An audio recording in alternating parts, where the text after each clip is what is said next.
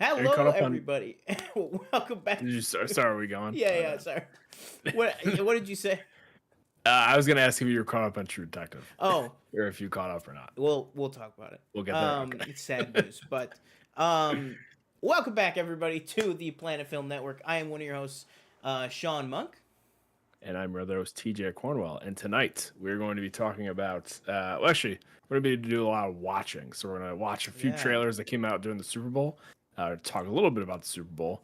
Going to talk about, of course, what we've been watching. And then I think we're going to talk about like True Detective a little bit, and then a bunch of other stuff, I guess. Mm-hmm. But yeah, so okay, so you said it's a sad update. Yeah, I mean, Which I don't know what we that could just means. start with Either True that means Detective. I did not get a chance to finish it all the way. okay. So I got up to episode 4. Would you say? Huh? Okay, so you're almost. I mean, Yeah, again, it's I not just over didn't get yet, the technically. finale. Yeah. Right. Well, the Um, finale's not out yet. I thought it was out. I thought it was 5 No, episodes only. 6. Oh, 6. okay. I thought it was 5 episodes. I think I was Mm-hmm. getting that confused with Echo. Um, but okay. Well, then in that case, I feel a lot better. Then by next week, we could definitely fully talk about it. I thought that Yeah. we were like holding back a finale discussion. No, Okay, no, so no, that makes no. me feel better. Um, I mean, yeah. Do you want to just talk about True Detective right off the bat? Yeah, I mean, I can give my quick thoughts just because I know you've been keeping more up to date with it, and I just kind of yeah. mainly got caught back What up. do you think through episode 4? What do you think? So through episode 4, I'm about probably 40, 35 minutes probably into episode 4. Okay. And I just got to say I love Jodie Foster in general, but in this show I think she's really really good. I think that just Jodie Foster's overall vibe, the kind Mm-hmm. of Jodie Foster isms, she is one of those like McConaughey type actors that just like Jodie Foster is like no matter what role she's playing, she's still Jodie Foster in it. Right. And I mean that in a great way. Um, I think is great. And can you please help me? What is the co-star's name? She was Oh, the wrestler. Oh my god, I know yeah. this. I always want to say Issa Lopez, but she's the showrunner. Right. Um, is it Callie Reese? Is that I off believe memory? so. Am I right? Okay, It sounds I very believe it's familiar. Yeah. Callie Reese. Yes, it is. Okay. I am very unfortunate to say I do not really think that she is of the caliber or Mm-hmm. really Oh, holding her weight in a lot of the right. scenes that I think she kind of needs to make this show work. Um that being said, I mean she's not like the worst thing about the season or anything like that, but I mean I think I'm enjoying it. I'm enjoying the twists and turns. I thought the people that were saying, oh, I think they might be going supernatural. When I started watching it again, I jumped back in with episode 1 and I skipped around a little bit episode 2 and I skipped Mm-hmm. around and then I went to 3, which was the first one that I hadn't seen yet. There's like supernatural stuff right from the get-go in this. So I don't know how you can Yeah. kind of be like surprised by that or anything. But I would say overall I'm liking it. I'm liking the tension. Obviously I think the show itself I think the setting itself just lends itself to the atmosphere of the show. Mm-hmm. Just obviously being in night country and having it be dark and the, like the frozen landscape and everything like that. I just really, really like that setting for it. It does have that kind of like Fargo feel because of that. Yeah. But I mean, overall, I would say I'm enjoying it, but not as much as I thought it was going to be before this season came out, where people were like, oh, this is going to be like maybe one of the best HBO shows of 2024. Maybe the rest of 4 and 5 will change my mind, but that's just kind of where I'm at with it right now. Yeah, I think through episode 5, I will say I think I've turned on the show a little bit, Uh-oh. unfortunately. Um, a lot of like kind of maybe stuff you could have seen coming happens in episode 5, I'd say. Okay. And some stuff that's kind of maybe just done for shock value or something. And I just kind of feel like a lot of the stories, a lot of the characters, a lot of the relationships, I'm like, I don't know what's going on. I feel like there's a lot of stuff going on that's not completely explained. Yeah. Now, I still don't know. Do you feel Like, like you're confident that it'll wrap it all up? In the right No, way? Oh, okay. no. Okay. All right.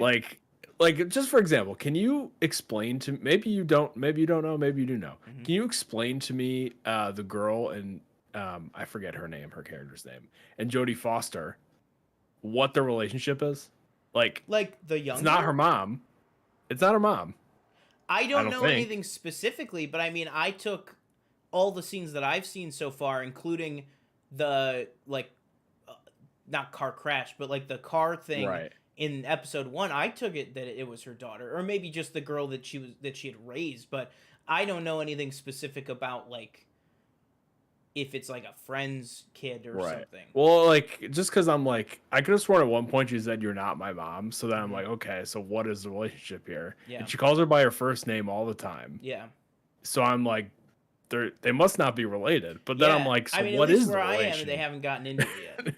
Right. And they haven't gotten into it in episode 5. I can tell you Okay, that right now. So, okay, like, all right. I'm kind of like, what is the relationship? Yeah, Clearly, she has, obviously, like, kind of a rebellious young teenager. She's probably, I don't know, she pretty seems 18 like she's maybe. like 17, 18. Yeah, Yeah, yeah, probably. yeah. And then you have the authority figure who's the cop, obviously, who is obviously going to be kind of against the protest, and keep her safe. But then it's like, but I just struggle to see like what the relationship is. Yeah. Like again, maybe if they just kind of just told me flat out, maybe they did, I just missed it. But um, like that has really bothered me a lot. And the whole kind of uh the whole, and you've gotten to this already, I Hmm. think. But like the dad, I forget the dad's name, who is also a cop. Um, Oh, right. Yeah, yeah, yeah. the whole I thing can't with think. like Oh, I have the IMDb right here. that like mail order bride thing that like just like kind of doesn't go anywhere, and it's just like, what? Why is that? Why is this necessary to be in this show? It's Yeah. like this thing that it's like, oh, is it gonna be like somebody that's gonna play into the story or anything? It's like, no, the person just Mhm. never shows up on this plane, and we just kind of leave it at that. Yeah, I'm kind of like, okay, I think there's a couple. Oh, that's his name, John Hawkes. I was like, yeah, that guy. He's always in stuff, and he's always like a that guy actor. right, But yeah, I liked him as an actor so far. So far. hmm But I said so far twice. Um, yeah, I mean, there's little things like that that I feel like we're kind of either, I would say, to put it kindly, kind of dragging our feet. I would say, to put it hmm not so kindly, why are we wasting so much time on a show that I thought was only 5 episodes?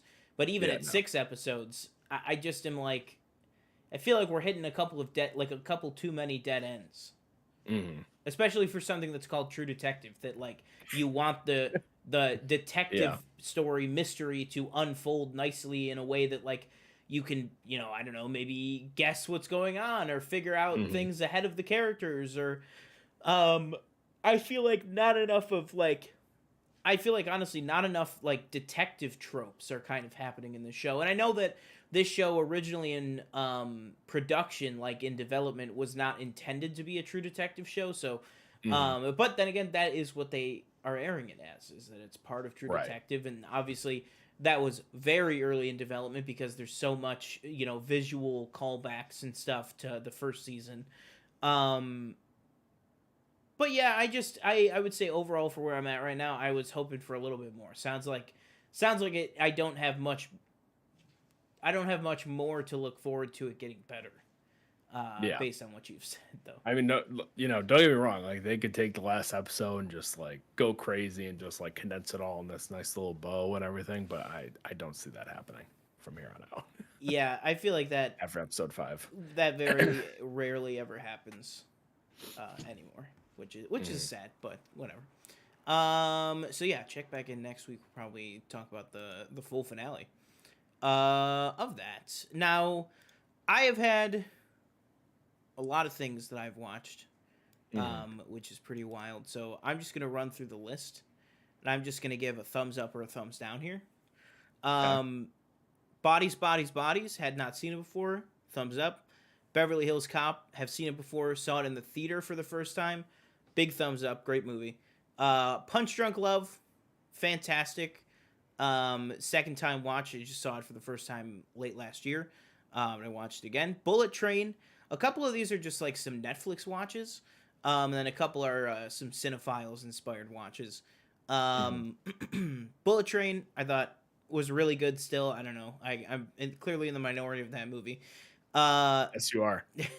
Being there, which was a Cinephiles pick. I just sometimes when I have no other podcasts to listen to, I'll just like Mhm. rage scroll on the Cinephiles feed and just stop on one that I've never listened to before. And I found this one Yeah. being there, which I had vaguely heard that name in like conversations. I had no idea at all what it was about. It's a great Peter Sellers movie.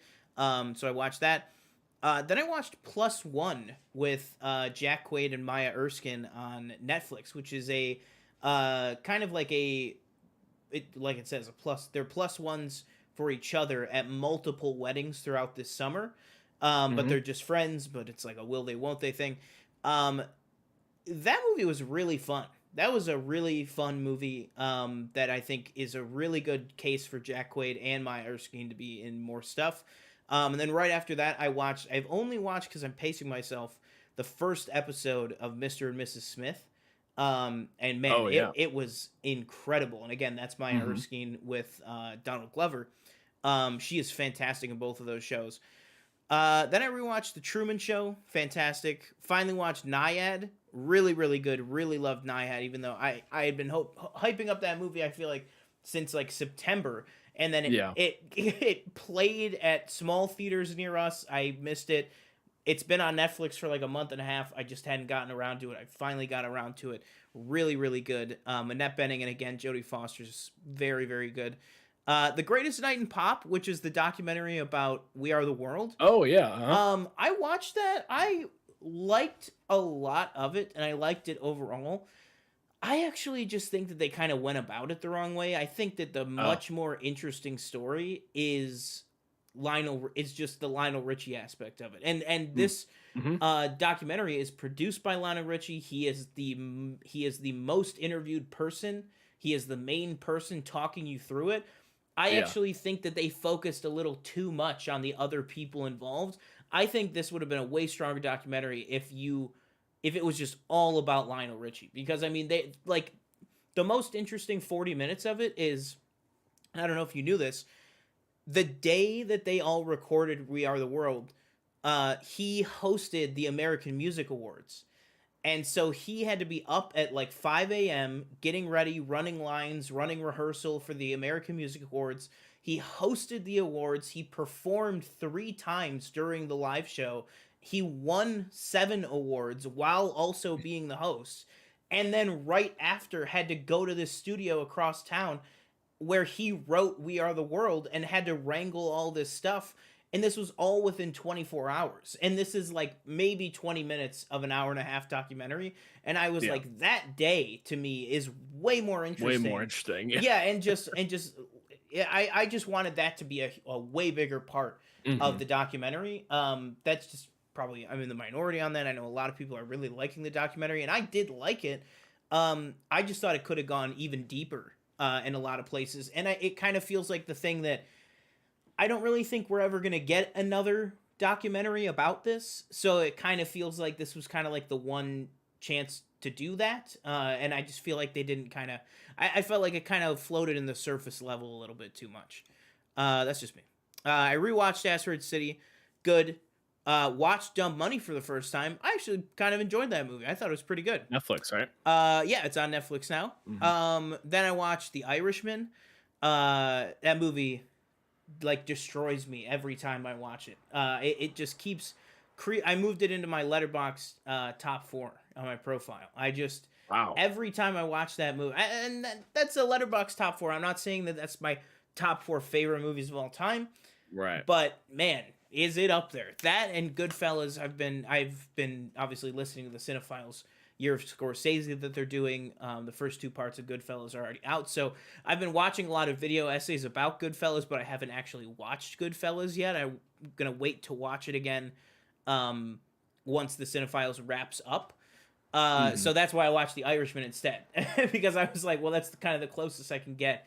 And man, I forget who it was. I was watching somebody that said, if you're looking for the Pacino De Niro like powerhouse duo in a movie, it's this. It's not Heat. Heat is like, I Hmm. love Heat. I just saw Heat for the first time last year.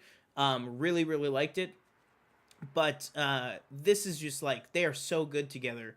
And Pacino is just like, he's doing his little Pacino stuff, but like the way that he also is serious when he needs to be, it's just so good. Travis Mitchell in the chat, welcome. Travis Mitchell, what have you been watching this week? Let us know a couple things. What were your thoughts on the trailers? We're going to get to that in a second. We're just going through our letterbox of what we've talked about and talking about The Irishman right now. Um, just like his little like, oh, you're gonna call me on the phone? Like Yeah. just his voice is trying to eat his little ice cream. Like he's Yeah. just so like, I don't know. This is a very weird Get the word gun to out use. of his hand. Yeah, exactly. You're killing me. You're killing me. Do you understand this? You're literally killing me. Um, yeah, I don't care. He's a cocksucker. Those are both of them. Both of them. Who wears shorts to a meeting? Yeah. Like it's just so good. But what was I just gonna say? Um, yeah, just so good. I can't remember the thoughts, so I'm not gonna waste time on it. Rewatched La La Land, just because I was like, I really want to Wow. watch La La Land. Yeah. Man, it was great. It that movie's so good. And then because of the Deadpool trailer, and these films are very popular in my house to begin with, but because of the Deadpool trailer, me and my roommate decided to rewatch the X-Men franchise before um, July 26th. So the Hmm. last 3 nights, including tonight before we went Hmm. live, we watched X-Men 2 days ago. We watched X2 last night, and we just finished The Last Stand. Yeah. Back to back to back. And I gotta tell you, X2 is not as good as people remember it, Hmm. and X3 is not as bad as people remember it. Like without a Yeah. doubt, those movies. And I'm not saying that they're bad. I'll tell you right now, my letterboxd is X-Men 3.5, X2 4, X-Men: The Last Stand 3. So that's where I'm at personally with them. So I'm not saying that they're all on the same level of good and stuff, but yes, and also to be fair, those movies have really slid down the sliding scale of like what movies are talked about even, and there's been so many Marvel movies Yeah. since then. um I think that The Last Stand is like up, and it's like an hour and 40 minutes. It's like a easy breezy fun X-Men movie, you know what I mean? It's just like Magneto and Jean are messing shit up, and they gotta stop them. Like Hmm. that's pretty much it. And so taking it as that, as opposed to in 2006, the people that were like, this was our one shot at getting the Phoenix Saga in live action, and they blew it. Like the movie doesn't have that pressure on it anymore. You know what I Hmm. mean? Because obviously they redid the Phoenix Saga 5 years ago, and I'm sure we're gonna get another Phoenix Saga in the MCU. Hey, you love that movie, Um, yeah? Oh, 100%. Yeah, I'm very Yeah. excited to get to those for sure. I wonder if I wonder how much our watch along with it is going to fall off once we get towards Mhm. the latter end of the franchise. Yeah, like I've still never I've only seen New seen the Mutants. first three. I've only seen the first three, and then I saw Apocalypse. But those are the only ones I've seen. Travis Mitchell in the chat said I suck at watching things. So the only thing I've seen recently was Masters of the Universe Revolution. Yeah, I don't think either of us have watched that, but obviously Is that big. on Netflix, right? Yeah, that's the Kevin Kevin Smith Smith. produced one. Yeah, Yeah, with yeah, yeah. Mark Hamill and everything. Yeah. I was ever a big Master of the Universe. I Big just know news this that week, though. that gif of Skeletor running away, cackling. Yes, That's the only yeah, thing I know of Master of the Universe. yeah. Travis, what are your thoughts on the? Oh, no pun intended. Travis, what are your thoughts on the news that Travis Knight is apparently directing Hmm. Masters of the Universe, which they said is now at Amazon, so I would imagine that's going to be a Prime exclusive. And then Travis goes on to say that Pacino sounded kind of like Sandler and Little Nicky slash That's My Boy. I the problem is I can promise you I know that I can do a good Pacino from The Irishman. I just can't think of Yeah. any direct lines. I was Right. Frank, No, yeah, yeah, like yeah. but he does kind of sound like Adam Sandler in that movie a little bit, Hmm. a little bit. I'm in the minority who dislikes most of the X-Men movies. There you go. For me, they suffer from late 90s, mid 2000 era of black clad leather people and villains who are perverts, which doesn't hold up. There is a lot of that. I will say that. And when I started X-Men, which came out in 2000, um, I was like, man, this really, for the first time, me rewatching it this time, really felt like a 90s movie, which makes sense because, I mean, it was mostly produced in the 90s. It was just released in the year 2000. Um, but yeah, I could totally see that. And then Michelle says, I love all the X-Men films, even Dark Phoenix isn't as bad as people make it out to be, Crazy. except for the villain. My favorite though is Days of Future Past. Yeah, I mean, as much as I enjoyed watching these first three, I cannot wait to get into what's it called, to get into First Class and Days of Future Past. Like those Hmm. two are so good, and I'm excited to watch. You know, we're doing the whole thing. What So about our Wolverine next movie, Origin? that's what I was gonna say. Our next movie is gonna be Wolverine Origins. So I honestly, we might started watch that that tonight or at tomorrow. your old apartment. I started it, or we started it, and Oh, I okay. just never finished it. I think it was like it got late, so I left. But I remember, I think we got halfway through it. Mm-hmm. Don't really remember all that much. I remember him being in Japan, I think, and fighting That's some. the Wolverine. Oh, okay, Yeah. never mind. Then I've never seen Origins. Yeah. Well, I think they're both pretty good. I think. I mean, not pretty good, but I think if I had to guess, I think I'm probably gonna end up being like X-Men Origins. I feel like now I'd probably give that, just off my memory of it, I'd probably be at like a 3.5, Hmm. 3, unless it's really bad, which it could be. I haven't seen that in a very long time. And then though Wolverine is definitely a good James Mangold movie that is Hmm. just let down by like a superhero third act. And I think if you're gonna say that, I put that right on the same level as Wonder Woman. Mm. You know what I mean? Wonder Woman's a great movie. But then at the end, it's just two people jumping and punching each other. You know what I mean? That's pretty much it. So I'm excited for the Wolverine movies. Not so excited for the, like I said, I haven't even seen New Mutants yet. So this will be the first time I've seen New Mutants. Um, oh man, thank you guys so much for chatting tonight. Anybody else that's watching, throw your thoughts in the chat on X-Men movies.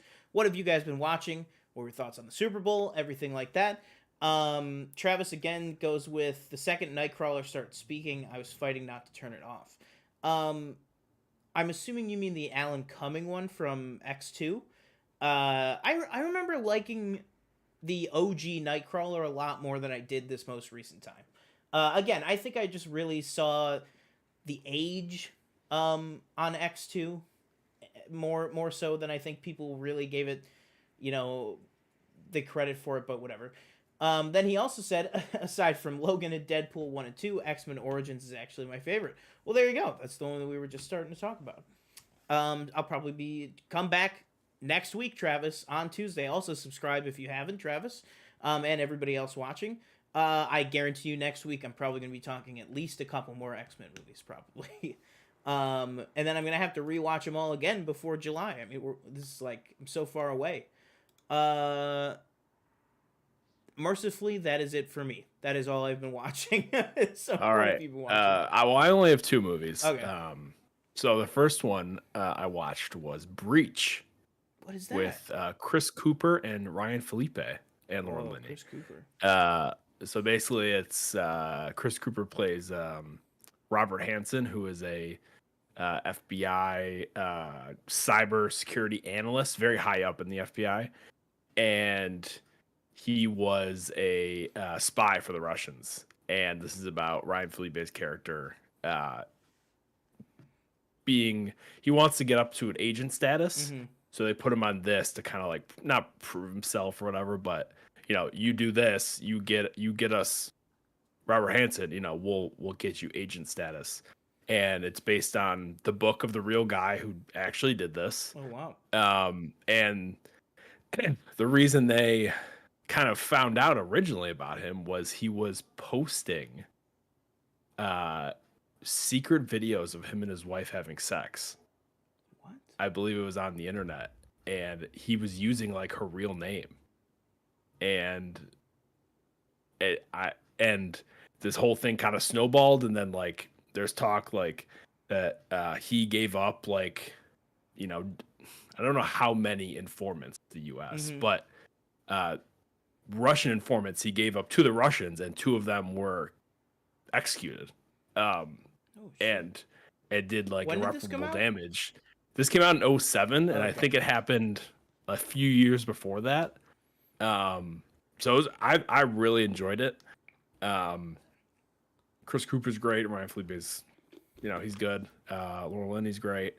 But yeah, really solid movie that I was looking for like another like kind of political, thriller espionage type thing, and this fit that bill Have you perfectly. watched all of the Jack Ryan movies? No, I have not Oh, those are seen. great. I've only seen the Harrison Ford ones. I haven't seen Okay. like. You just haven't seen like Pine and you've never seen Hunt for the Right. Red October? No. Okay, yeah. I mean, No. I've never seen what is it, Shadow Recruit? That's the Costner and Pine one. Oh, I've yeah, never no, I seen haven't that one, but yeah. And I haven't even seen all the Ford ones because there was one when I was going through like a bunch of Harrison Ford movies, one of them was like not on a service, so I was Okay, like, yeah. I'm probably not gonna rent it. And then I finally also watched Blackberry. Okay, and that's Really, going really on good movie. Hulu next week, so I'll probably catch that next Yeah, week. very good movie. The only thing I didn't really care for is there's this little kind of subplot type thing where Glenn Howerton's character is trying to buy an NHL team and screw the it's kind of just like a nothing thing to me. But I didn't really care for that because I just wasn't really all interested in that. But everything else was great. Jay Baruchel. Jane Baruchel was great. To see his character kind of transform from this kind of quiet, humble, little nerdy kind of guy that has, obviously these pretty big ideas to what he becomes at the end is pretty crazy. And it's crazy to see like at one point they show obviously that it leads to the downfall of BlackBerry, which is the reveal of the iPhone. And it's all the kind of programmers at BlackBerry like huddled in this big room watching Steve Jobs on screen, like iPod, cell phone, computer, and he just like keeps saying I gotta be honest with you, like, man. I literally once every 3 months probably, yeah, I will go down a YouTube rabbit hole where I will just Right, watch yeah. all of his keynote speeches. I am so familiar Mhm. with that video and that speech Yeah. of an iPod, a phone, like I am so familiar with that. But And they're just like man, I can't wait to see staring this. at the screen, and it's like the screen. It's just literally like their whole kind of company just crashing down, like around them. It's like And we then all can't the even. buildings crash like in Fight Yeah, Club. yeah. It's like we can't even. We can't even fucking compete with this. And when they do, it's a piece of garbage. Yeah. But yeah, very very good movie. And then I did finish. I told you real quick because we were talking video games. Finally finished Resident Evil 4 remake. Really good game. I was playing on normal halfway through the game, and I got frustrated. So I just flip it to. It's called assisted. It's basically easy, which I had a much easier time with. They give you more ammo and health, basically. And I'm gonna guess that the enemies are less aggressive, so they're not gonna like attack you, But I had a really good time with it. I'm gonna try and play the second one that was remade a few years ago as well at some point. But right now it's on to Final Fantasy VII remake, Nice. and then maybe Hogwarts Legacy after that. Can you try and just give me like a quick like 30-second pitch on like why are like game remakes so popular?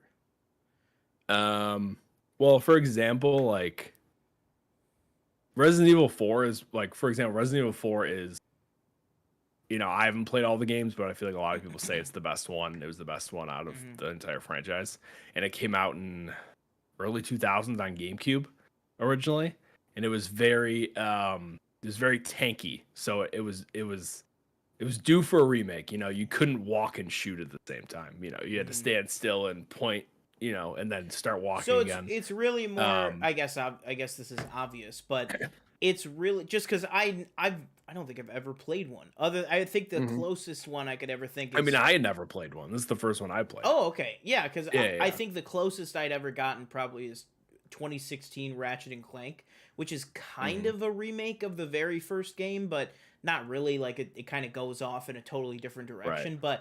But I guess that makes sense.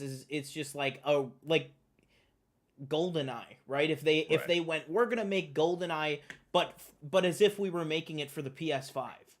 Like, what would Yeah, that I be? mean, You know what I mean? It'd be like something right. like that where it's Yeah, like, remake is you're modernizing it. yeah, You're building from the ground up. You're not yeah, reusing any of the same old assets really. yeah, Whereas remaster, we're just gonna upres the assets. yeah.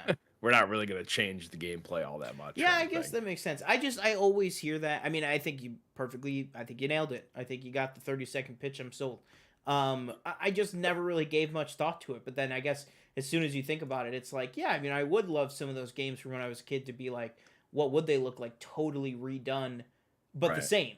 Just so it's almost like, you're preserving it for longer. You know what I mean? It's like, now this game, it's not going to degrade to the point where you can't even play it at all. Now it's like we kind of re-up the game 20 years later, so Mhm. now it's got all this new shelf life to it. I think that's pretty cool. Like just real quick, for example, another one that I liked, but it just wasn't the Yeah. same was SpongeBob Battle for Bikini Bottom Oh, that right. came out in Yes. 2020. Yeah, I remember you It talking just about that. it was it's the same game. They didn't really change all. It just didn't feel the same. Hmm. It was just I could tell the difference when I pressed those different buttons. I was like, this doesn't. I'm a sucker for nostalgia, but He I was said like, this something's just up. doesn't. It doesn't feel the same, Yeah. unfortunately. But yeah, He said something is up. Um, all right, quick news bits here. What were your thoughts on the do you have any thoughts at all on Travis Knight doing Masters of the Universe? I think this is his first big project like that since Bumblebee. really. I think so. I mean, what else did he do? I don't Well, know. I'm interested. I'm not going to promise that I'm going to check that out. Is it a show? Is it a movie? Do we know? I I'm believe assuming it's it's probably a a movie. yeah.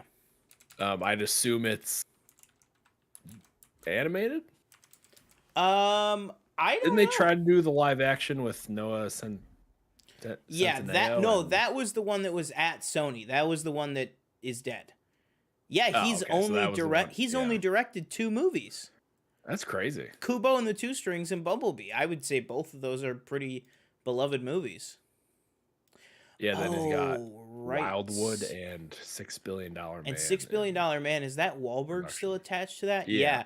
That movie has been in development for like 6 years. I remember Mhm. hearing about that movie a very long time ago on AMC Movie Talk. Was like when Yeah. that got announced. That was before I ever worked at AMC.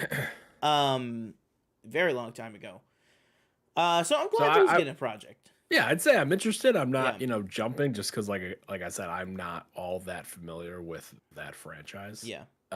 But maybe I'll check it out depending on when we get a trailer or whatever. And then speaking of trailers, before we get into the trailers themselves, I think this is very worth talking about, and that is the very first trailer for Deadpool and Wolverine, as we'll talk about later, has become the most viewed trailer of all time with 365 million views in its first 24 hours. Mhm. Now, I wrongly thought that it was.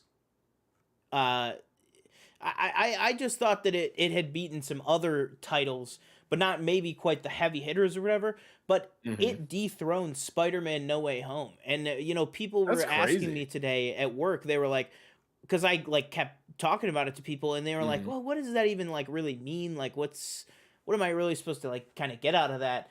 Um, and I was like, nothing other than the fact that the top 15 trailers of all time in a 24-hour period have all gone on to gross $1 billion. Mhm. So it's like, I think that trailer views on mass, law of large numbers, I think that trailer views are a really good direct correlation to box office success. I think that if you can get as many eyes as possible on the trailer first thing, I just think that that is going to be a direct result to ticket sales, and that's just Yeah. what I think. But what are your thoughts on that? Yeah, I mean, I'm not saying like obviously that's great news that it got that many views, broke the record. But I think is it fair to say the MCU's kind of make or break? Hmm. This has got to be good. We need a hit. Yeah, We've had too many lows. I feel like in the past few years, where I think the Marvel really needs a hit right now, and hopefully this can provide that kind of you know Shot in the arm. interest from a lot of people. Shot in the arm, yeah. And they could start putting out better content again. But this trailer looked promising. I will say that, and like you said, the numbers kind of bear that out as well. Like people are definitely interested. Deadpool 1 and 2 were good movies, so hopefully they can stick the landing with this one. And like you said, give the Marvel the necessary shot in the arm that it needs. I hope. I pray. Because if not, if it's 100%. bad, oh my god, I don't know. Say that. Not saying like, oh my god, Marvel's gonna crumble. Like they won't make anything anymore. They'll just, they'll put everything in the trash can. They'll take the write off. Blah blah blah. But like, it's just if you can't get Deadpool, and obviously a beloved character like Wolverine with Hugh Jackman. If you can't get that to work, then I don't know what to do for you, buddy. Yeah, I don't know what you got. No, 100%. And I also think that it is huge that realistically, this is an MCU movie, but it's also the only MCU movie this year, and it's also kind of not an MCU movie. Let me tell you, watching those 3 X-Men movies like I did this weekend, that is a very different universe. That is a very different set of movies, and for all intents and purposes, I would say that Deadpool is an MCU movie and it's an X-Men movie. And I think that, honestly, people are like, might sound like obvious, but I think people are jazzed to like get a new X-Men movie. I think people go, I think that because they were separate, they were kind of siloed into 2 different studios for so long, it's like people either consciously or subconsciously look at MCU movie and a mutant X-Men movie as like 2 very different things. And I think you're going to get a good kind of cross-pollination in the ticket sales, in the people showing up. I think there's people that will come just for Hugh Jackman as Wolverine. There's people that will come just for Ryan Reynolds as Deadpool. And I think this movie's going to do really, really, really well. And I think it will be the shot in the arm. I know Sean Levy has some detractors of like, oh, he just makes like family movie, like Red Notice type stuff. And it's like, I think that's a pretty big disservice to Free Guy and the Adam Project. I think that those 2 movies are way better than Red Notice. I'd agree with that. I don't think that those movies are anywhere close to the level of like a Red Notice or like Ghosted. Like if we were getting like the Ghosted director, I'd be a little concerned. But I think that Sean Levy's going to be good. I think he's got a great working relationship with Ryan Reynolds. So I think it's going to be great. The last bit of news here before we move on to the trailers. What are your thoughts on all this 25th anniversary of the prequels? I mean, I know we talked... Oh, wait a minute. Whoa. Travis Mitchell. Other hot take is Spider-Man No Way Home, worst Spider-Man film. That's crazy talk. Man. Not when the amazing Spider-Man films exist. Yeah, I don't know if I can when Spider-Man 3 exists. I don't know if I can go on the train of saying it's the worst. I think, visually, I think there's a lot to be said that movie, I think, very clearly doesn't look visually as great as some of the other ones have, including Amazing Spider-Man 2. I think that movie looks, CGI-wise and just color-wise and stuff, I think it looks a lot better than No Way Home. But that being said... No Way Home just has so much going for it. I mean, the villains, the Spider-Man, everything. The MCU stuff, Doctor Strange. I mean, there's so much going on in that movie, and the fact that, to me, I think it is a pretty good movie. That being said, I have only seen it the once, or maybe twice, just the day that it came out. I think I've seen it 2 or 3 times, I want to say. Okay, yeah. I definitely gotta rewatch it, though, like what you're saying, like, remember when I watched Infinity War a few months ago, and I was like, it's still a good movie, but that CG doesn't look the same. Yeah. And what I remember, I'd be interested to what No Way Home looks like. They switched it out on me. Yeah. They switched it out on me. You can't switch out the physical media. Yeah. Although, didn't you watch it on the 4K? No, I watched it 4K. Yeah, I was gonna say. Yeah, 4K disc, and I was just like, I don't know. Maybe you should have kept it at 1080p. Maybe that was maybe, the problem. Yeah. Although, again, we had a whole conversation about this when you watched it, but I do think you can't underestimate how much of that budget specifically went to Thanos. Oh, I mean, along with everything else that movie has to do.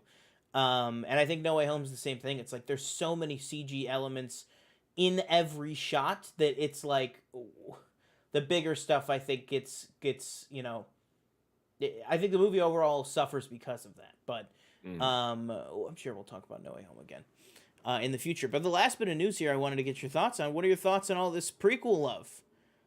So we're getting first of all, Empire Magazine. Well, here we go. Can you see this or can you not see this? No, I can't.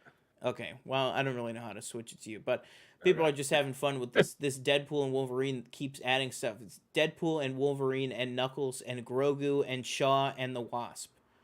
That's what it says. What's it called? So a couple days ago, Empire Magazine put out a little tease that just said hello there. And the internet went crazy. Is it going to be Kenobi Season 2? Is it going to be the Acolyte trailer? All of which I think were good theories. And some podcasts that I've listened to since have said that they actually guessed correctly, which was not even on my radar, because I thought, kind of foolishly now, I thought maybe the prequels were going to go a little overlooked. I thought, but the next day, Empire Magazine put out this huge 2-issue, 2 different cover spread, all about celebrating 25 years of the prequels. So it is more specifically this year is the 25th anniversary of The Phantom Menace, but I think most likely to kind of center the entire issue around Hayden Christensen. They chose to focus on the prequels as a whole, so there was interviews with Hayden. Since then, there have been interviews with Ian McDiarmid, Ewan McGregor, Sam Jackson, Liam Neeson, Natalie Portman, literally everyone involved in the prequels, except for George, although they are still releasing new interviews, so maybe they're going to surprise us and announce us that George was interviewed for this, although, to be honest, I would be kind of surprised, because it seems like these interviews are kind of the first time that some of these people have opened up about saying, kind of their version of what Mark Hamill always said with the faster, more intense. It's like, there's been a lot of quotes this week of like, well, the director wasn't as, helpful to us in our acting process. So I would be surprised if George is there. And then it all culminated in there being an announcement that on its actual 25th anniversary in May, that Phantom Menace will be returning fully to theaters nationwide. What are your thoughts on this? Are you going to be checking out the issue, the interviews, the re-release?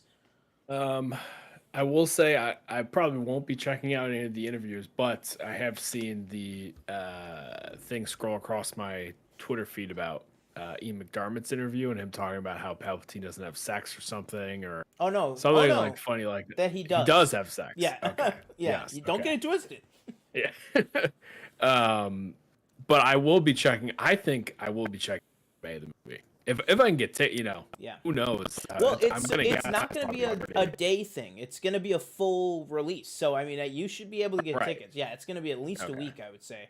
Now, my question is, for my particular wants, are we talking any sort of large format release? No. Well, I mean, I just 3D. Put it back 3D. Well, genuinely, I mean, I just mean like an RPX, an IMAX. I don't mean that it's necessarily going to be 70 millimeter film print, but like you can throw any movie on IMAX. Like that would be if they re-release the Phantom Menace in IMAX, like I'm sold. That's crazy.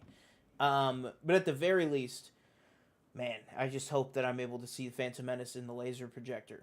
If I can do that, then I will be happy. Very excited for that. Super excited at the news. I have been checking out some of the interviews. I will definitely be seeing it in theaters.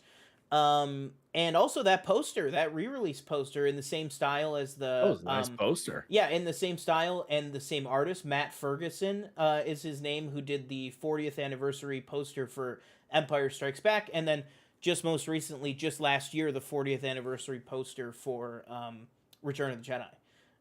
So I am very excited for this. And also, this leads me to believe that, I know we've speculated a little bit, you remember those certain point of view books that they put out for the 40th anniversaries? Yep. We were like, well, the 25th anniversary is next year. Do we think we'll do that? Or do you think they'll wait until the 40th? I think that we're going to get a certain point of view Phantom Menace this year. I think they're going to do that. I think that everything that we just wrapped up where A New Hope, Empire, and Jedi all got these huge 40th anniversary treatments where there was Funko Pops and books and re-release in theaters. I think that every prequel is going to get that over the next 6 years. I think that 3 years from now, Attack of the Clones is going to get re-released. 6 years from now, I think Revenge of the Sith is going to get re-released. I think they're going to give it the full anniversary treatment, which honestly makes me so happy because there was a little bit of me that ever so slightly thought they maybe were just going to like, we'll wait a little bit longer on the prequels. Let's whatever. But I think they're going to strike when the iron's hot. And I think it's going to be better for it. I'm excited for a lot of Phantom Menace stuff coming up this year. All right. What do you say we get into some of these freaking trailers? You want to do that? Yeah, I actually solved the TikTok audio issue. Wonderful. The vertical OBS issue. So beautiful. Oh, actually, let me catch up on the chat here. The Phantom Menace, with its flaws, has aged really well, in my opinion, Travis says. I speculate the mainline Marvel Star Wars run will switch to between episodes 1 to 2 for the re-release. Dude, Travis, man, what does Hawkeye say? Don't give me hope. Don't give me hope. Man, that's been speculated for a very long time, is when will the official, not any sort of prequel comic runs, that there have been tons of prequel comics since Marvel took over making them. But the flagship Marvel Star Wars title has always been set in the original trilogy, ever since 2014. So 10 years. I think 10 years is long enough to stay on one trilogy. I would love nothing more than to switch the mainline Star Wars title to the prequels for the next 10 years. And then guess what? After those 10 years, switch it to the sequels and give me 10 years of comics about Rey and Poe and all them. I think that's an amazing idea, Travis. Honestly, I would be shocked if they did that. Part of me thinks that they're going to keep the mainline Star Wars title just about the original trilogy characters no matter what. But I would be very, very excited to see them switch to the prequels for sure. All right, let's get into some of these freaking trailers here. First off, and everybody watching, we have 5 people watching right now. First of all, if you're watching the video, you already clicked on the video. The least you can do is click subscribe as well. And then maybe, your cursor floats over to the share button. But we won't hold you to it. What were your thoughts on the Super Bowl overall, and the trailers and kind of the teasers and everything? Anything stand out? And commercials. Neighbor, this woman is in labor. Super Bowl, Chiefs win again, unfortunately. 49ers, I think they were feeling really good. They could not score points, but they gave them life as soon as they muffed that punt. 49ers gave the Chiefs life. And it was, you can never muff the punt. I mean, that's just, you can't. Yeah, you can't. I mean, it was brutal. It was a brutal position. Yeah. That they put themselves in. So that was sad to see. Unfortunately, I didn't even realize this was. Hey, really enjoyed all the trailers. I'd say. Wicked, which I told Danielle earlier that day. I said I think they might show a Wicked teaser.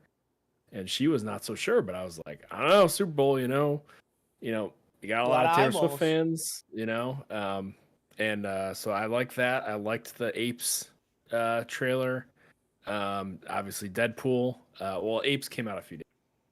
No, the Apes one came out at the Super Bowl. Oh, okay, yeah. The Apes we're gonna look at it as well, but it was the Quiet Place one came out a couple days ahead of the game. And then I really enjoyed the Dunkin' commercial with Matt Damon, Can Tom I tell Brady. you something? Yeah, I missed that one. And I've been so caught up. I had to go to work today and whatever. I just hadn't gone back and watched it yet. But I heard that people said it was really, really good. I enjoyed the Michelob Ultra one with Jason Sudeikis and Messi, as well as Dan Marino. I like that one. Just being like kind of a fan, I guess. That was kind of cool. And there was one, the Michael Cera. Oh, yeah. That one good. was funny. Yeah. And the Christopher Walken BMW or whatever. Yes, that one as well, yeah. I just liked, my favorite parts of that was like Like I get it. Oh, it's funny because they're doing his voice, Yeah. but it was Yeah. all of his responses. Like when the guy was like, "I have your car," and he just goes, "Yeah." He was just like, Yeah. "Okay, yeah." Like he was just like he hears it 24/7, so he's just Yeah. like rolling his eyes at it. I wanted him at the end to be like, "Dune Part 2." But man, I can't wait. People are saying that Christopher Walken gives like a phenomenal performance. I just cannot wait for Who's Dune this Part 2. Muwa Adib? Who who's this? Paul Atreides, the Shalal Hadul, or whatever it's called. Um, man, oh, jeez, gotta catch up on chat. Thank you guys so much for chatting tonight. More chats equals more eyeballs equals more chats equals more good. So thank you guys. Michelle says, I thought. Oh, sorry. Jeez, hang on. Sorry. Earlier, Travis Mitchell says, it'd be great to get more adventures with that initial group of characters as an ensemble. Anakin, probably young Anakin, Obi-Wan, Jar Jar, and more, etc. And then he said, I haven't seen a minute of football in my life, so I've got nothing on that. Oh yeah. And Michelle says, I thought the Super Bowl was boring till the very end when things started to make a shift finally. The commercials were terrible. I can't think of one. Wow. I Jeez. can't think of one that was really good except for maybe the Arnold one. Yeah, if I had to pick, I would say probably my favorite one was either the Arnold one or, and this is going to be a little bit of a dark horse. I didn't see this one during the broadcast, but I saw the extended version of the Beyonce one, the Verizon FiOS with Tony I Hale. missed that. Yeah. I just love Beyonce. I've loved her since like Austin Powers.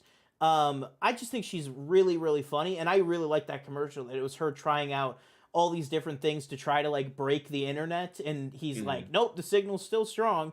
Like, and she was like a Twitch streamer at one point. Like, I just thought that was really funny. But in terms of like pound for pound laughs, the State Farm Arnold one I thought was the funniest one. Is it that he's just like, it says neighbor, and he goes, that's what I said, neighbor. He goes, no. Like, I just thought that was really really good. And I will real quick say the one that I thought made absolutely no sense was the nerd. Was the what one? Did you see the one for nerds? No, I didn't. It was just like it was to promote I guess they make like a little jelly nerd now, so it's like Nerds Gummy Clusters. Thing. Yeah. And it's like this it's the jelly like kind of monster type thing doing this dance, and then it's all these nerds around it, and then at the end it just cuts to Addison Rae eating and it's like what?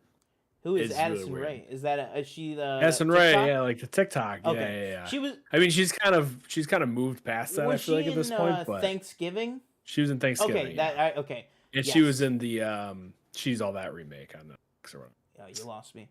But I didn't see it, but I apologize. From now on, I'll say Addison Rae, the actress, the actor. Travis Mitchell, Deadpool trailer was awesome. The SpongeBob stuff, all those clips of the SpongeBob broadcast. Did you see those?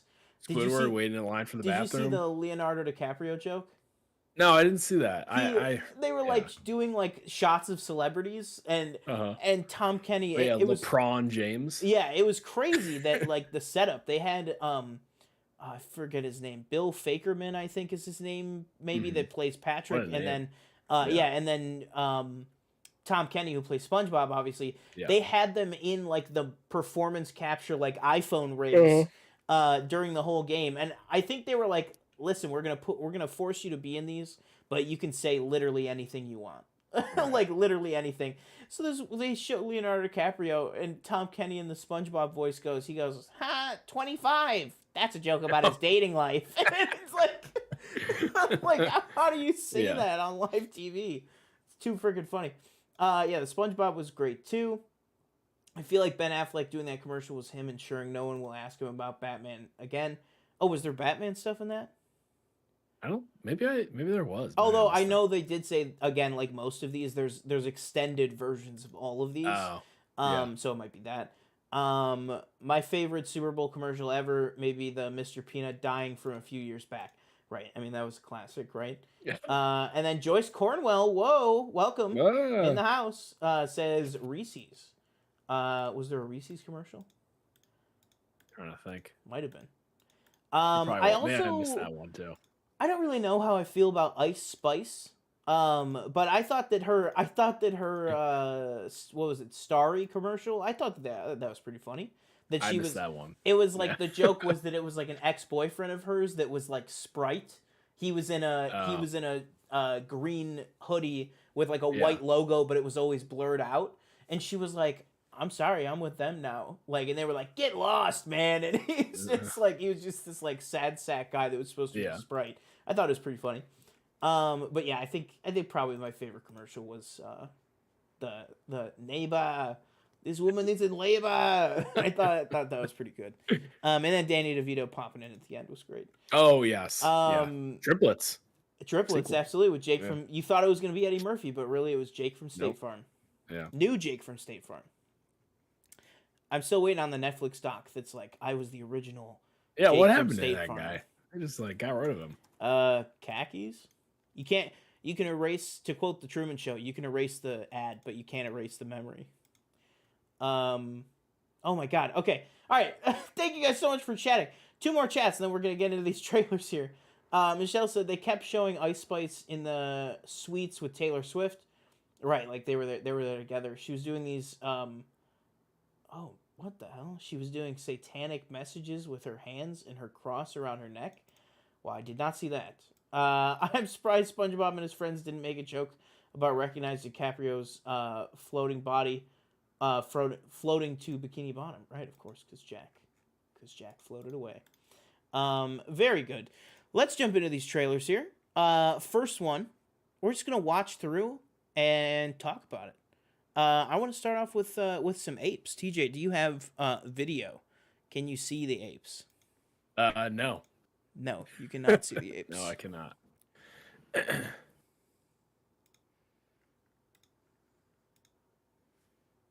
Good?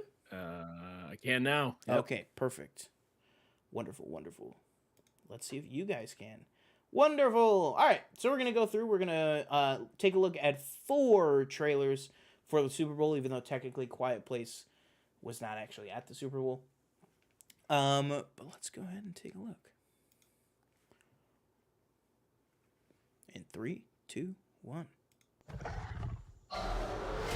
Guys, please let us know if this is too loud. Please let us know. Or if it's too quiet. Are you familiar? It's not even playing. What? It's not playing on the thing. Yeah. Oh my goodness. My God. Hello. Not playing OBS. Yeah. That's weird. I think Is I it just had to a- refresh it. Oh. Yeah, there we go. I just had to refresh it. Man, you never know with these recording softwares, with the thing you're playing it on. It's like you never know what's gonna work and what's not gonna work. All right, should be good now. There we go.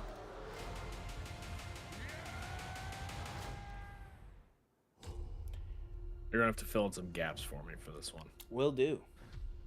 Are you familiar? As we're watching this, guys, what are some of your guys' thoughts on with the this new one? concept of evolution?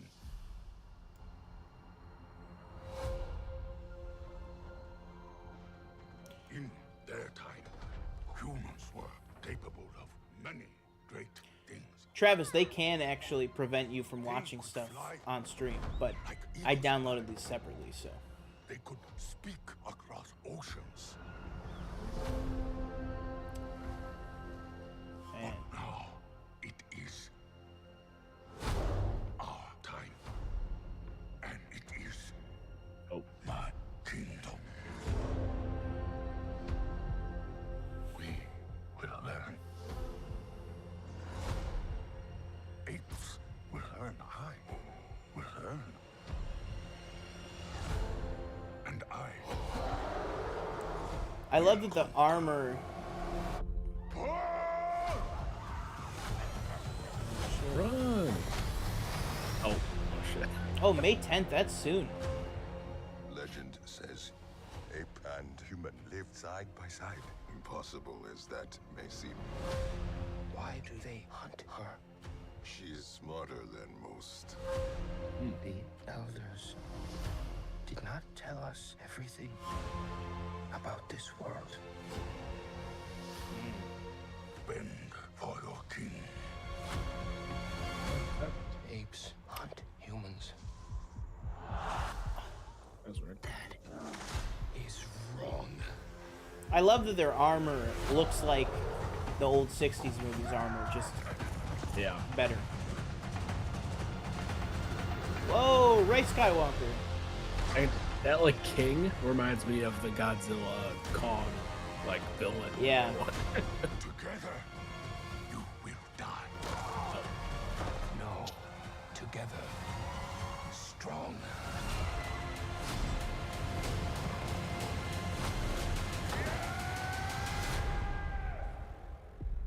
All right. Very excited to get your thoughts on that. Very excited. Whoa, Yeah, I'm whoa. definitely definitely interested. Like I said, I'm lacking the knowledge too. I saw the first one when it came out in theaters, I think I saw. And I liked it then, but it's been so long and I've never seen. I know you watched like all the original ones. Seen any of those either. Yeah. So I definitely want to check it out. I know that today on the Hot Mic, Jeff Snyder reported that maybe the test screenings weren't great. And I gotta unfortunately. say, with the color of him saying that on the hot mic, I did go. He said specifically on the show tonight. He said, "Where's the like juice? Where's the?" Yeah. And I'm like, wait a minute. Where's like the human star? Yeah. Because whether it's John Lithgow, Frida Pinto, Yeah. and James Franco, second one Gary Oldman, Jason Clarke, third one Woody Harrelson, Kerry Russell. Like, I mean that. Where's that? Where's that? I mean, I get that the humans are mute now and it's different and stuff, but I think that it would have been perfectly fine to go. Oh man. Anthony Ramos, okay? Just because he's in the next trailer we're going to watch. Let's just say Anthony Ramos is a human that can still talk. He's a human that was born with the ability of speech somehow. And that's the guy that you're following with the ape. I think that you could have done something like that. I will say he is starting to kind of worry me a little bit with that when I hear that. Because I've really just been kind of going forward with blind confidence on this. But what are your overall thoughts?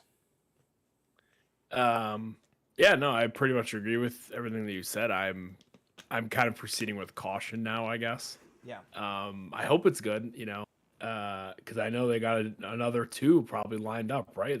Yeah, they said they want it to be a trilogy. So we'll see what happens with that. Is it gonna make? It wasn't the first like trilogy was long too, was it? Was what? Sorry. It was like diminishing returns. Yeah, it was like I think maybe the first one was like 400 million, then it was like 600 million, then it was like 400 million. So it was a peak with Dawn, and then even though in my opinion, and I think a lot of people's opinions, War is the best one, it did not make as much money as Dawn did.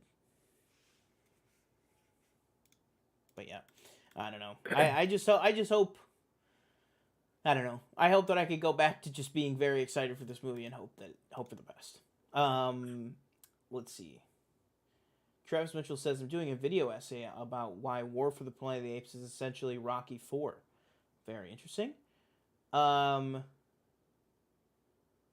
Maybe I'm mistaken, but I recall William H. Macy was said to be the main human character.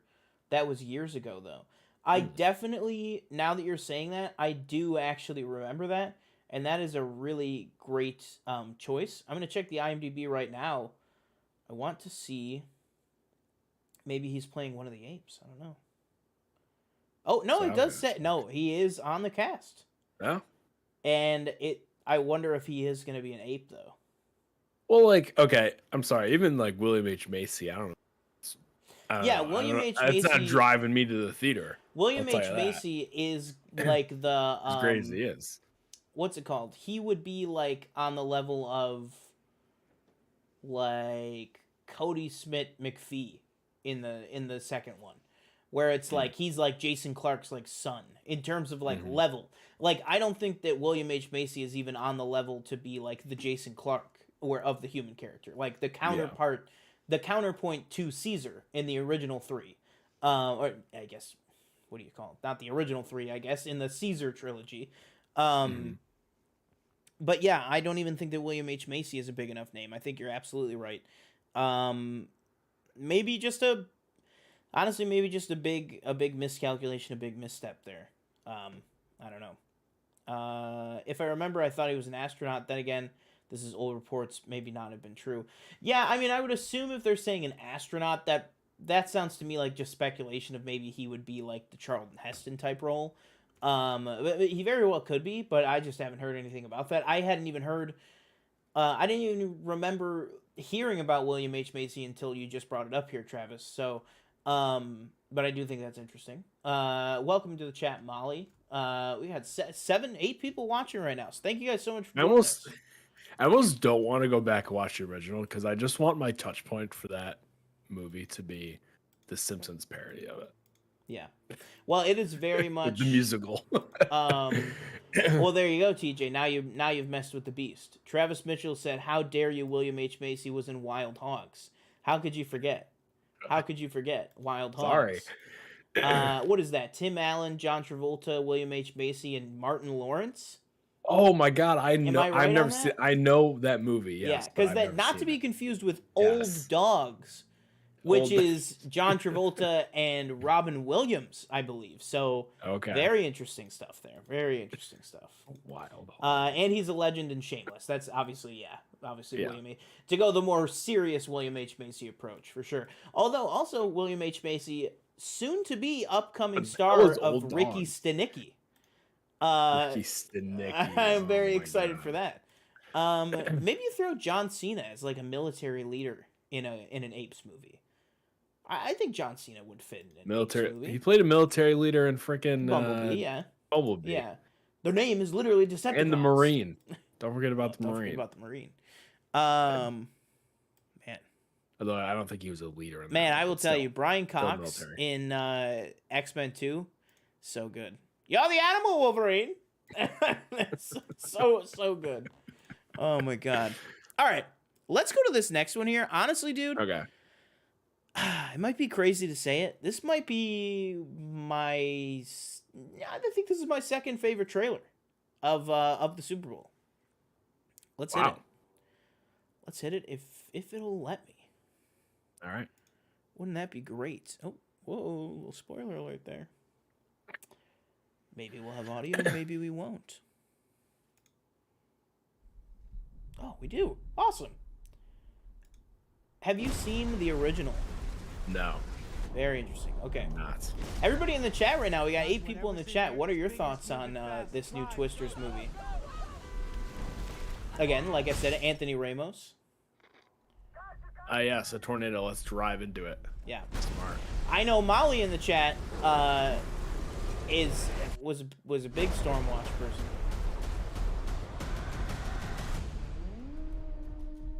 Giving me Geostorm vibes. That's not good. No, I think it was good. I keep talking about. I'm excited for this trio: Daisy Edgar Jones, Glenn Powell, and Anthony Ramos. That feels like 3 really like hot talents right now. Oh, she's perfect. She's gorgeous. You thought you could destroy a tornado. We never had a chance. This is definitely going a lot more into like the using how terrifying natural disasters are more than the original did. Face your fears. Yeah.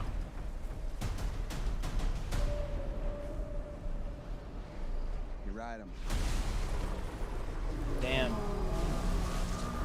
I gotta say, for a movie that just finished filming, the CG looks great. We got twins. Twins. Is that the guy from Nope, by the way? I don't know. I have to see him again. Like, honestly, the camera shake, like, this shit looks good, dude. Is that just me? Was that it? Nope. Damn. Going right up against So- Deadpool. What? So like, again, excuse my, I guess, ignorance on No, go for it. Yeah. franchise, whatever you want to call it. So basically, they're like storm chasers, right? From what I gather, Yes. and they're just kind of chasing these tornadoes. Yeah. But the tornado is obviously very, very strong. Seems Yeah. like maybe a Well, tornado we've and now there's twins. right, and maybe the strength of a tornado we've never seen before or something. The most powerful tornado ever. That's kind of like the vibe I'm getting. Mhm. Like, it just, the tornadoes seem like way more destructive than maybe a regular one or something. I could be I wrong. will I don't say- know, obviously. I don't know. I think I will say not like I'm gonna push back on that, but it's Right. just like how you viewed the trailer.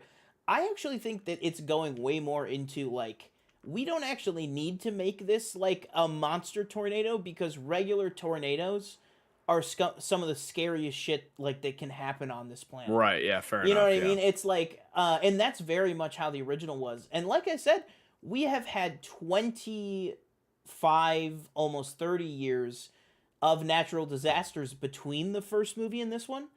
And again, I feel like they are going to be leaning heavier into the genuine fear and the genuine destruction that these can wreak havoc on. And obviously, the first movie is all about the terrible, terrible destruction that tornadoes can do. But I think it can't be lost that we're in a very different place, natural disaster wise, than we were 30 years ago. I mean, you see natural disasters all the time, really, really bad ones. But yeah, think about some more thoughts on there. I will try to hit the chat. Actually, do you want to hit the chat here from anything Storm Chasers sign me up? Oh boy. Storm Chasers. Oh, okay, yeah. Travis, not sure what to make of Twisters, but vibes of that 90s crisp, absent in modern films. It's also refreshing to see grounded threats on again and multiverses and monsters. Yeah, I would kind of agree with that.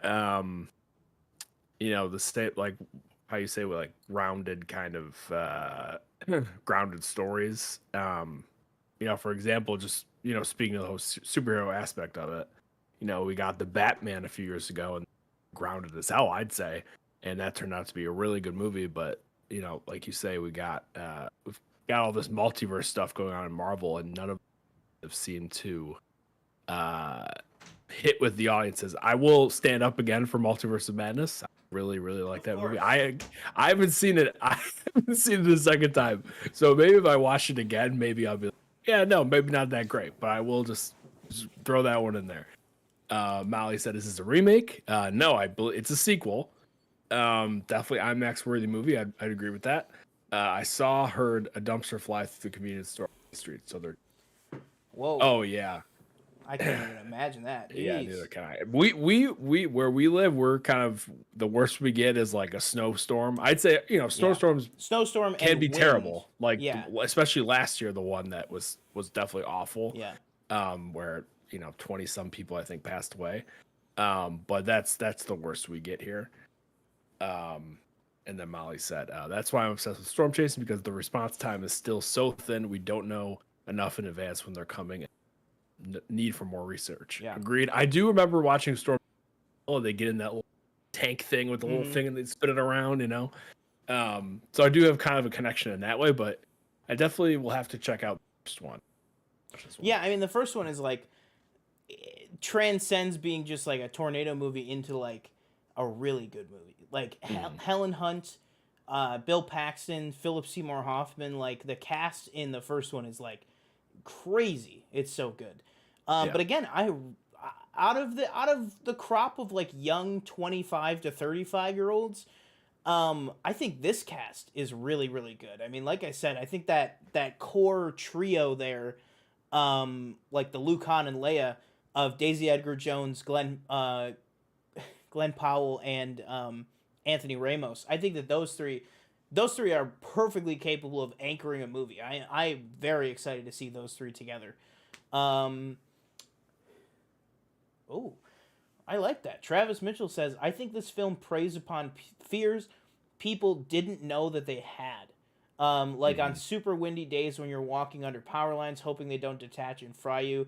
Maybe that's just me. No, I think you're absolutely right. I think, like we said, really, I think this movie comes down to just the pure fear of, you know, that these things happen on. These things really happen, and I think that's pretty scary. But yeah, another thing that's pretty scary is our next trailer that we are about to watch right here. If I can get it paused and if I can get it played. I will say this for the first 5 seconds of this trailer. Maybe slight spoilers for A Quiet Place 1 and A Quiet Place 2. Oh, okay, yeah. Maybe slight spoilers. I don't think I've seen this full thing, so. Oh, this full trailer. Mm-hmm. Okay. Very cool. Is that Jim from The Office?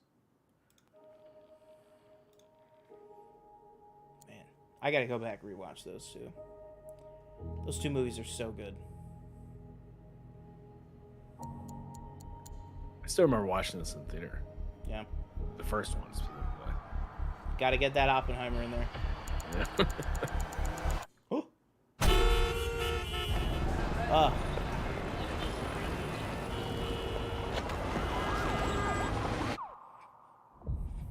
Whoa. These. That cat better make it, man.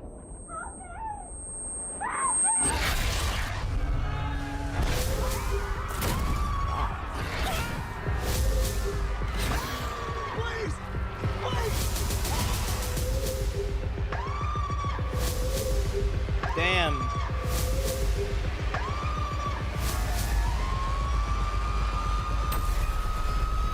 Whoa, is that the Brooklyn Bridge? God, this screeching. Yeah, I know. Jeez.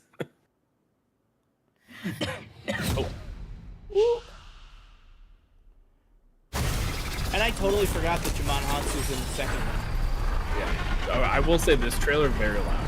Oh, okay. It might be on your end though. There we go. That's better. Okay, I turned it way down. Well, that might be the one that demonetizes us from all the money we're not going to make on this. So Yeah. So something I will say. that's a really fast, quick trailer. That's like about this movie. Like, are we gonna get into like how? And maybe I don't think this was talked about in the first two. Like how they know. Like, obviously, you're being chased by something and you're hiding. You don't. Oh, I know what you're gonna How say, do yeah. you? How do they figure out like? Oh, they only know where we are by us making. So let's just be quiet all the time. Now I they wonder- had that whole flashback in A Quiet Place Part 1, or sorry, in A Quiet Place Part 2, where With the baseball? Yes. The beginning? Yeah, like the first like correct me if I'm wrong, that's like 10 minutes, right? That it's not quick. Yeah. It's like a long No. sequence, right? Yeah, I think it's Yeah. it's good Because chunk it's of got time, probably. clean shaven Cillian Murphy in it. It's clean shaven Cillian Murphy and John Krasinski together, and that's their day one. I cannot remember that movie well enough to know if they figure it out quickly or if it's because I think it could be one of those things that we would think it takes a long time, or I think it could be one of those things that's like, oh, you like very quickly can figure out that it's sound that they are responding to. Well, no, So I don't think it's- they figure it out at all. I no, think it's you're just right. a Because known now thing. I'm thinking about it. Doesn't he have that whiteboard that says like "sound is the key" or something? You know what I mean? Like, Yeah, probably. yeah. So maybe it did take them quite a long time. Then. right. Um, Because in the first movie, it's like that's just like that's a known thing already. You know, it's like we're laying down sand as we're walking. All the Yeah. But how long did it take them out? I guess. But yeah, exactly. Yeah, I'd be very interested. I mean, I think this looks great.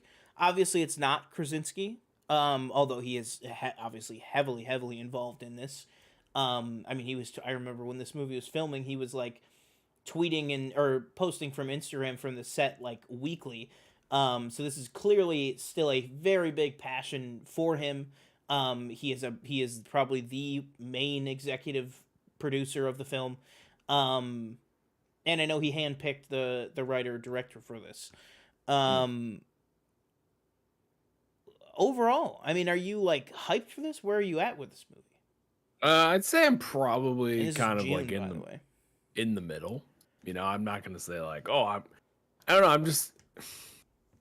I really like the first one. I liked the second one. I didn't think it was as good as the first. I'm definitely gonna check it out. You know, see it, but I'm definitely interested. Okay, perfect. Travis Mitchell says Jumon Hansu is fantastic. That was the guy that did Pig. Yeah. Yes. Yeah. Okay. Very excited. That's why John Krasinski said that he saw Pig and he was like, "This is the guy." And again, from Pig, it stars Alex Wolff. Mm-hmm. Which is great. Jumon Hansu is fantastic in everything. I tear up every time. He buried Maximus's animal cracker in the arena at the end of Gladiator. You know, I've still never seen Gladiator, and I did not know until just now that Jumon Hansu was in Gladiator. The monsters are always smashing into things and becoming disoriented, hinting that they can't see anything. Then when they're hiding in the store, it's a phone that goes off and gives them away. Okay, yeah. Again, too specific for two movies that I have not seen probably since both of them came out. Although I probably rewatched the first one in anticipation for the second one. All right. I think that's pretty good. Pretty good for me, that trailer. Let us go to our last trailer of the evening. The one that I'm sure we are going to have the most to talk about, the most to speculate on, and the one that everybody has been excited for us to get to. So let's just get to it. And that is the trailer for Deadpool 3, aka something else that we will. All right, hold on real quick. There we go. Okay, again, let me know, guys. Is it too loud? Is it not too loud?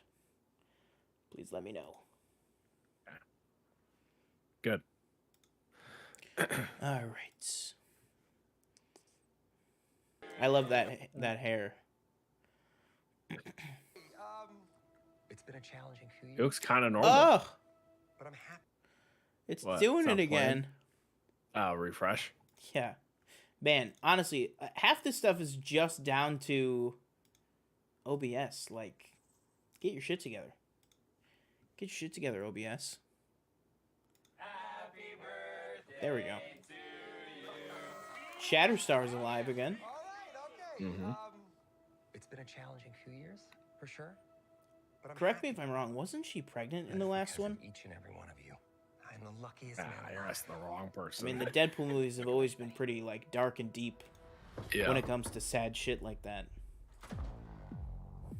Oh, buddy. Who's asking? I can't even talk about how ecstatic I am to see all this shit. Whoa. Is that supposed to be scary? Pegging isn't new for me, friendo, but it is for Disney. Rips the wig off. See, I think that's that good. Like, hey, Hey, we're yeah, Disney now, but but we're we're still still going us. for it. You know. You appear to have soiled yourself. Well, there we Tom go. Blom's I was games. unconscious. Who are you? Shiv. Why am I here? Walk with me. So weird to hear him with British. his accent. Yeah. Yeah. You are special. This is your chance to be a hero among heroes. Wow. I smell what you're stepping in, Sensei. Your little cinematic universe is about to change forever. Ah! I'm the The Messiah. hair. I am Marvel Jesus. Oh, that suit, man. That played way better this time than when I saw it first. Okay, yeah. Oh, man. There's the Fox logo, I think, Yeah. in the background right there. Eliath. Oh. Ugh. God, I love this part. Wait! Oh. Damn. Oh no, our our webcams are gonna be blocking his shadow. Oh. Don't just stand there, you ape. Give me a hand up. Nope, I'm actually okay. Thank you very much. There we go.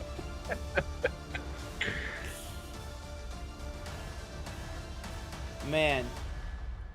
All right. I mean, I'm gonna speak for both of us when I say I'm probably gonna leave this one up behind our heads. And I'll put it on mute. I mean, what sticks out to you first, man? So much. I just love the fact that they didn't really give much away about what's going on. For I sure. guess I feel like in this movie, obviously, you know, they showed Hugh Jackman as Wolverine, but you know, already knew that he was going to be in the shop. For sure. Very excited, like you said, to see the TVA as well. So probably excited. one of the best things, I'd say, maybe the best thing right now that CU has. Best new that thing show in the introduced TVA. post Endgame. Yeah, I think yeah, absolutely. So nice to see them, and then nice to see some of the old crew back from the previous two movies. Colossus. Sad to see no. I think she's. Correct me if I'm wrong. No, yeah. I mean, honestly, the more I thought about it, I feel like no Zazie Beetz and no, Thanos. Yeah, Josh Brolin. Josh Brolin. Yeah. I think that's just more indicative to clue us in how big a role like the people at this party are gonna have. That it's it's like they could have gotten them, but it's like, are we really gonna pay them both like $4 million for like 2 days of filming? You know what I mean? I think it's one of those things.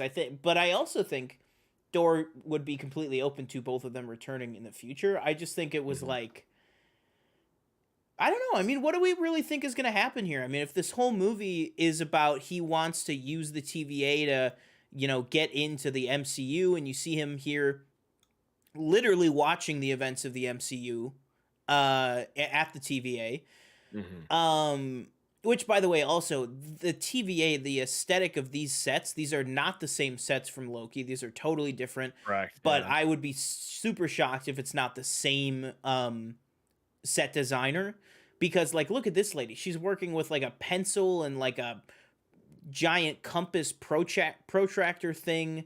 Like, this just all feels so very TVA while also being very different from the TVA that we saw in the Loki. In Loki. Which makes sense because I mean the TVA in Loki looks like there's, you know, billions of people there, Right. so it'd be huge. But if this whole movie is about him joining the MCU, what does that mean for all of his family back home? What does it mean for all these guys? I mean, is the movie going to be about he's going to have to let these people go? Like, what do you think? I think you're on the right track. I think maybe. And what's this about? I mean, Deadpool's always been not, as a franchise, they've dealt with like pretty horrible stuff. I mean, especially like pretty dark and like depressing stuff. And this scene, you know, maybe they lost their kid or something. I mean, he says it's been a pretty tough few years. I don't know. Sorry, I don't mean to keep talking over. I would imagine that he probably has to leave one, you know, kind of world behind, you know, if he wants to come join the MCU, I guess he's behind. One thing I will say is something you can put on the bingo card. I think there will definitely, if I'm calling out jokes, okay, there will definitely be a, like, you know, he sees Hugh Jackman for the first time. Don't I know you from that other, because he played Wade Wilson. Which movie was it? X-Men Origins. X-Men Origins. Yeah. So probably one of those in there. And then I think maybe Josh Brolin might show up as like a, a quick I don't know. Cable. I don't know which character. Maybe he, you know, shows up as a Thanos or shows up as Cable again. But I would guess there might be some joke in there as well. But no, I think he'll probably have to leave, you know, to choose, you know, at the end. Yeah. And to leave his old universe behind, probably.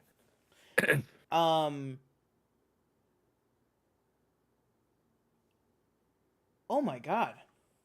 What? Hang on, sorry. I'm just looking. The chat is like really going. Keep over the chat. I know. I know. Okay. I was looking at the center of my monitor and I went, oh, okay. Yeah. And then I went, wait, they're talking about Wade up there too. Okay. Travis Mitchell says it'd be funny if we reveal Wade removing the glasses from Al, revealing they're the barf glasses from Far From Home. Oh yeah, the the Mysterio tech. if Oh, Blind yeah. Al had the Mysterio tech the whole time. Michelle says TVA baby. I don't know. Molly says I don't know what's scarier, bald Cancer Wade or Cancer Wade with hair. Yeah. Man, Ryan Reynolds just finds so many ways to make this guy so creepy. Wade is arrested by them because he started a Patreon/OnlyFans where he leaked the set photos of Andrew and Toby. That would be funny if he was like, "What are you arresting me for the No Way Home leaks? I told you that wasn't me." That would actually be pretty funny. That'd You know what? Honestly, now I'm putting that on the bingo card. I do think we're gonna get okay. Oh, we just did. What the hell was that? Is that a motorcycle? I think Mad Max is outside. I think Furiosa's out there. I can definitely see we just did this with No Way Home. Like I could definitely see that. I'm very pumped for this. Molly says you can. Michelle says, oh, actually no. Michelle says you can tell that it's a different universe because Vanessa was dead in the second one. If you remember, all the post-credit scenes is he goes back in time and he fixes all that. So he saves X-Force from dying, and he saves Vanessa from dying, and he undoes a bunch of stuff.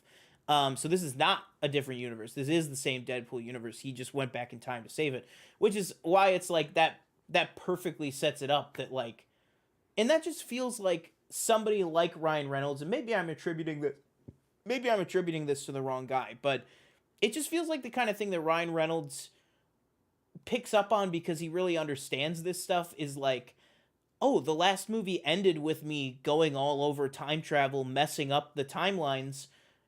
We gotta have the TVA in this movie. I mean, that works perfectly. I completely screwed dozens of timelines. So I think that's very interesting. Michelle says, I think since Endgame, I have not looked forward to a film as much as this one. I could agree. I think it's definitely up there. I'm just excited for Drew Pinder. Yeah, he's definitely in there. Travis says, I'm happy Domino and Cable aren't around. They were necessary for the story when they were in it, not needed here. It makes the world feel smaller if everyone is always around. I agree with that. And then he says Josh Brolin shows up as himself. Yeah, I think that would be funny. Or he shows up as like a little Thanos, like just a Josh Brolin sized Thanos. Man, you crossed the streams. Weren't you bigger? Yeah, weren't you bigger? Or since when were you purple? Yeah. Yeah, I think all that is super funny. I'm just super excited for this, man. I'm super excited for all the TVA stuff. Man, the TVA stuff, I can't stop talking about it, but like the TVA stuff is really, really like, I just think it's like the perfect marriage. And then you have like clearly like he's going to be working for the TVA. Maybe we get also again right here, guys, and you can see this is on stream. Yeah. They are keeping that Loki aesthetic for the TVA. Like all these nice little infographic posters, you know, don't have a sloppy tie, I think is that what it says, like, or like professionalism in the workplace, like all that stuff looks so great. And again, this new Deadpool suit, you know, people want to complain that it's... That was clean. Yeah, people want to complain, oh, they MCU-ified an MCU suit. I think this suit looks amazing. Just people on the internet complaining. About what? It looks... To me, it looks the same. Dude, people were complaining... people were complaining about these TVA outfits. They're like, do they really have to add all the orange accents? What are you talking about? I'd rather look at this suit than the one in Loki. Damn. Saying. Do you think we get any TVA people? Any known TVA people? Like, do we get OB? I think if anybody could pop up, I think it could be OB. I think in that kind of scene where you're seeing him put all his gear on and stuff, you could maybe see somebody show up. Yeah. Yeah. I wonder if it'll get the same. I wonder if he'll go through the same like gateway thing that Loki did. That it's like, warning: do not step in if you are a synthetic life form. And Loki's like, how would I know? And he's like, just step in. No, this new Deadpool suit looks fantastic. Oh, this is great point. Miss Minutes is definitely going to be in it. This is pre-Loki, right? Or post? No, this would be post-Loki because they're actually right here. It is the tree instead of the okay. It's the new version of the TVA. So it's the loom. It's the tree loom instead of what the hell was it before? Yeah, whatever. It's the tree thing instead of the loom. That's what I was trying to say. What's that? Oh yeah, we got this god out there just kind of holding. Yeah, stuff don't together. worry about it. It's just a bit. What's that giant green glowing tree? That would actually be hilarious if they were like, what's that giant green glowing tree? And then Deadpool was like, this is for all the people who didn't do their homework. You know, I think that would be great. Yeah. Just this little like, oh, MCU homework joke. I love that Eliath is back in this, clearly. This guy gets sucked up by the giant smoke monster. I think we're clearly in the void at the end of time here. So there's a lot of Loki stuff. This was awesome. Obviously, everybody was like, who is that the first time around? And then they were like, oh, it's Pyro. He's just 25 years older. And coming from somebody who just watched 2 movies with this guy in the past 24 hours, I will say I am very excited for this. He's a fun character. I hope that if Magneto's in this, I hope that they can interact again, because I think those two are great together. Then we got Deadpool taking out a bunch of TVA guys, and then obviously getting punched into the 20th Century Fox logo, which I think is hilarious. And then it ends with this, with the Wolverine shadow, the claws, and then him running up on him. Anything else? Anything else you want to talk about in this trailer? Anything else anybody else wants to talk about? No, that. What about Can you pause real quick? I think that's cool title. Very simple. Deadpool, Wolverine, easy. Pause real quick on the suit. What do you think of that? I think it's fantastic. Here, guys, let me drag. Earlier, I can. Oop, there we go. I just dragged the trailer back up over our heads. Okay. Yeah, I mean, I think it looks fantastic.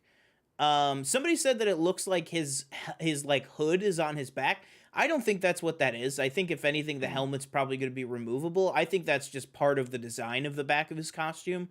I don't think it's like a hoodie. I don't think Wolverine's wearing like a hoodie situation.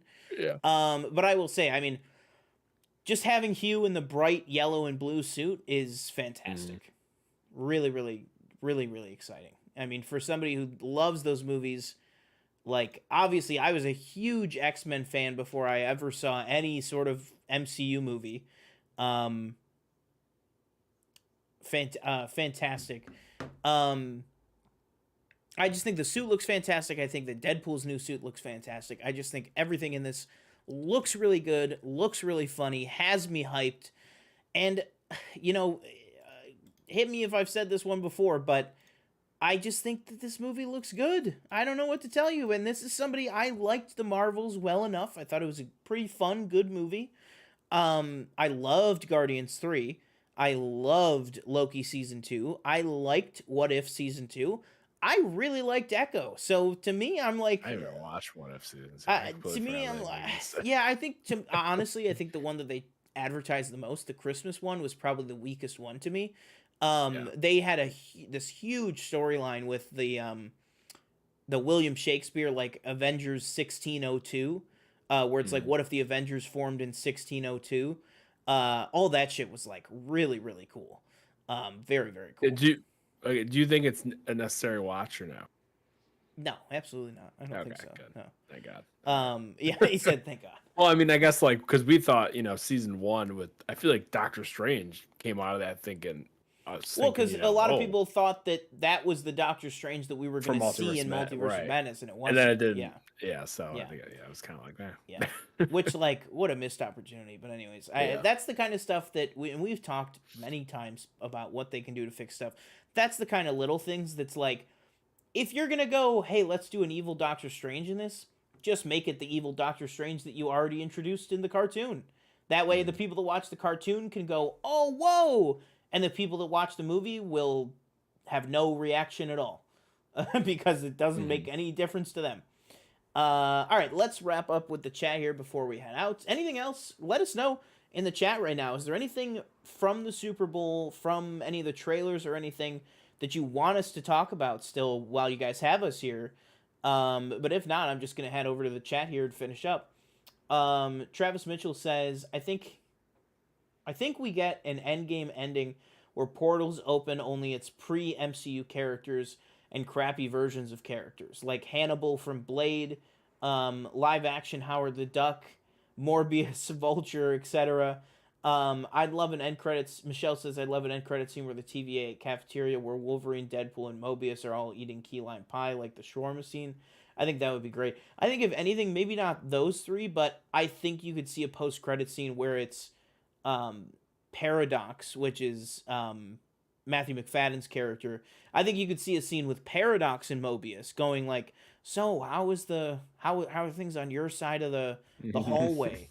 You know, and then he's like, oh my God, don't even get me started. And he's This like, crazy guy in a red suit. yeah, exactly. He's like, oh my God, these mutants, I can't. He goes, oh, we don't get too many mutants on our end. Mostly Kangs. I think that would be great. Oh, never mind. Yeah. Cover Oh, that. Sorry. actually, I mean, we used to, but we solved that. Yeah. We got it. We got it. That was going. I just morphed a little from Owen Wilson into Jennifer Coolidge, I think. Let's see. If we get Josh Brolin, you have to have OB, right? Because of Goonies. Then we can have a random unnecessary Goonies reunion in the middle of the movie. That would be funny. Do I recognize you? I don't know. Imagine if Wade finds the dying Silver Surfer from 2007 who's lost his shine, begging for his surfboard, so Wade just takes it, rides it, and leaves him to die. That would be pretty funny. Yeah, I think you could definitely count on, like, you know, funny, yeah. like Michael Chiklis is the Thing, like, tell my family I love. He's like, okay, buddy, we're just gonna let you go, like some old character that's like having this like heartfelt like death, and he's just like, yeah, I actually just need your gun, so bye. Like, I think that would be hilarious. Better title. He's the best. He's the best at those, like, and just Ryan Reynolds' delivery. Yeah, 100%. Nobody's like so doing this emotional thing, and he just like, actually, I just need this real quick. Yeah, I'm just gonna go. You know what scene reminds me of that is like the exact opposite is, remember in Love and Thunder when Thor finds Lady Sif and she's like, I'm gonna go to Valhalla, and he's like, actually you kind of won't, because only your arm fell off. Like that kind of felt like that, but like that's the kind of joke that like Deadpool can perfectly land, that like I don't know, it just felt a little off with Thor. But then again, Chris Hemsworth was so funny, like thinking back, that's a funny moment too, but it just felt like that. Better title, Deadpool versus Wolverine, Dawn of Eustace.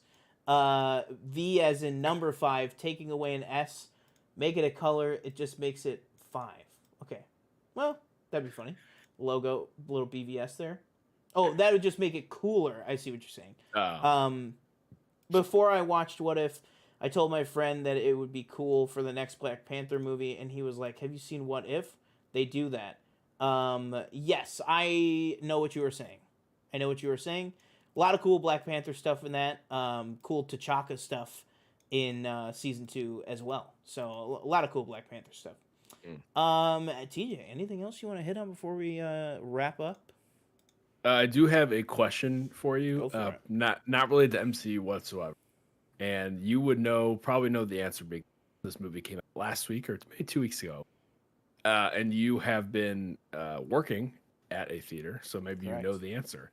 Do you know who the real Agent Argyle is? Yes, buddy.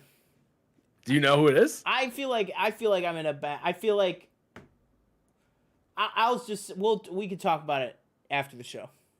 Oh, all right. Okay, just because I don't want to ruin anything for anybody out there. I don't know if maybe people enough. haven't seen it or something, but yes, I do, 100%. All right, well, guys, thank you guys so much for joining. I mean, absolutely. Travis Mitchell says, take care, guys. Yeah, Travis, we want to see you back here next week on Tuesday. Thanks for joining us. Tuesday, 8:15 p.m.-ish. We will see you guys then. Thank you guys so much for joining us. Before you head out, like, comment, subscribe, share this video with somebody who you know will like it on the replay, everything like that. Comment below, what's your favorite trailer? What was your favorite Super Bowl ad? And again, guys, thank you so much for everybody that did tune into the live stream and everybody that chatted away in there. Really appreciate that. That'll do it for me. I have been one of your hosts, Sean Monk. I've been your other host, TJ Cornwell. Thank you for watching. Please follow us on all medias, Twitter, Instagram, TikTok. Comment below what your trailer was. Subscribe to the channel, and we will see you next time. Boom.